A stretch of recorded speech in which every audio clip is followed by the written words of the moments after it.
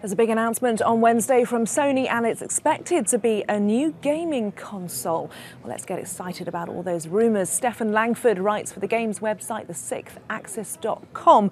Stefan, lovely to have you with us. Firstly, what's this new console likely to be called? Well, there was some speculation that because the Japanese words for "for" and "death" are the same, that's quite an unlucky thing, so they might avoid that number.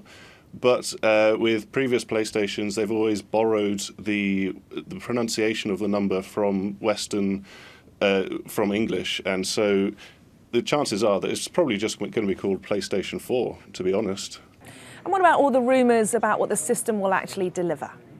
Well, there has been a lot of speculation based on patents and companies which Sony have bought recently. The purchase last year of the streaming service called Gaikai means that they would be able to deliver games streaming the video of you playing over the internet to your console, which means that you don't need to download or buy a disc anywhere. But there's still going to be... It's quite likely that this is going to still sit alongside traditional discs and downloading of games. And this is going to work in tandem with new control options, where we have seen a leak of the prototype controller, which integrates touchpad, the move strip for motion tracking, and lots of other little features. So there's quite a lot of potential for developers to exploit new control systems. Well, yeah, tell us a little bit more about some of those trademarks that have actually been registered. Well, there has been one called Big Fest, where the speculation is that this is going to be a more social-oriented experience with the potential of sharing gameplay videos which you've played and captured quickly. But beyond that, it's the kind of integration with Facebook and stuff which it could tie into. But again, we'll have to wait and see what they actually show on Wednesday. You briefly mentioned games earlier as well. Talk us through whether we think they're going to be downloads, discs, and how they're going to actually deal with pre-owned games.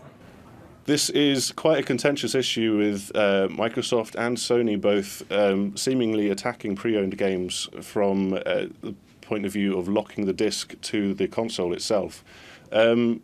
We really don't know anything concrete, but it would be, I think it would be quite a bad idea to go with locking off pre-owned games completely. Another contentious issue is the cost. What do we know about what kind of market they might be pitching that in? Well, here the Times came out with a story yesterday suggesting that a UK price of £300 is quite likely, which would price it a lot cheaper than the PlayStation 3 was at launch, and more in line with the PlayStation 2 and PlayStation 1 when they came out.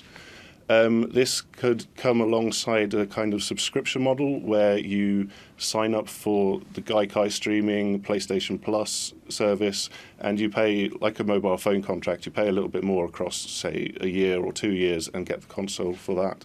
And what are the thoughts on the potential release date? Well, with the Japanese and American markets, the current speculation is that it's going to be at the end of this year, with Europe then being held to an early 2014 release. But there's always the potential this far out for that to become a unified release or change on the fly. And Stefan, how excited are you about the launch? Because this is a launch and it's not where people are going to be able to actually get their hands on the console. It's not appearing in the shops. How big a deal is this? Well, it's quite an impressive tactic from Sony to steal a march on Microsoft in this fashion and announce it so soon. And it does mean that developers are able to show off their games that they created on Wednesday and start planning for the future quite a bit better. So E3 in June, where we'll possibly see Microsoft's next console, should be quite an interesting time, and it all adds up to a big hype train where people can get excited about it before release. Stefan, thank you very much on all the rumours about what we think we know about what we think's going to be a new console for Sony. Thank you. Thanks a lot. Cheers.